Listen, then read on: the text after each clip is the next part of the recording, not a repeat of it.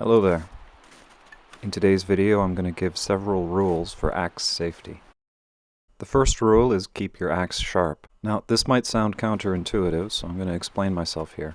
Yes, a sharp axe is going to cut you a lot more deeply than a blunt axe, but a sharp axe will behave predictably. A sharp axe will always bite into a tree trunk provided you swing at a decent angle, whereas a blunt axe will sometimes just bounce off or glance off. This is how people chop their legs off by mistake. One time I was out splitting wood. The log in question was a big, dense piece of oak with some knots in the center. I eyed up the perfect spot to hit, wound up, and struck with my full force. Except that instead of splitting the log, the axe just bounced back up with the full force of my swing and clipped me in the corner of the head. It sent me sprawling and gave me a little gash at the hairline. Sharp axes do as they're told, blunt axes have a mind of their own. The second rule is safe technique. By which I mean, think about where the axe is going to go if you miss or if the axe refuses to cooperate. If it gets deflected, which way is it going to be deflected and what's it going to hit? If it could be deflected into your leg, you should probably move your leg or adjust your stance. For example, if you step into every swing, not only do you get more power, but the axe can't hit you if it goes badly. Conveniently, when splitting wood, efficient technique and safe technique coincide. Note how when I swing the axe straight-legged, I can hit myself in the ankles. However, if I bend my knees so as to get the full force of the blow, there's no chance of the axe hitting me. Even my feet are safe, even if I swing very badly because the ground is in the way. The more of my body that I use, the more muscles I engage, the safer it gets.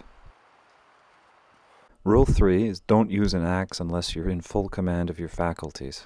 By which I mean don't use an axe if you've been drinking or if you're tired, angry, agitated, frustrated, whatever. Even if you got something on your mind, don't use an axe unless you can devote yourself to it 100%. Once upon a time we were having a bonfire. I was tired and stressed out from a long day of dealing with people. It was dark and I'd had a beer and was starting my second. I was getting some more wood for the fire, chopping a branch into sections, when I noticed that the axe handle was covered in blood. In readjusting my grip, I had somehow brushed my finger against the axe blade. My finger was sliced to the bone and I was out of commission for the next month and a half. I still don't have any idea how I managed to do that because that's not somewhere you normally put your hand. But stupid mistakes happen when you're not at 100%. Rule 4 is about being smart about where you put your axe down. The only other time I've injured myself with an axe was for another stupid reason. I'd felled a tree, but it was hung up on some branches, so I put down my axe and started pulling on some ropes. Tree started to go, I started to run, and as I went by, I kicked the axe blade. Cut through my shoe and gave me a big shallow cut across my foot. Don't leave your axe where someone might kick it by mistake.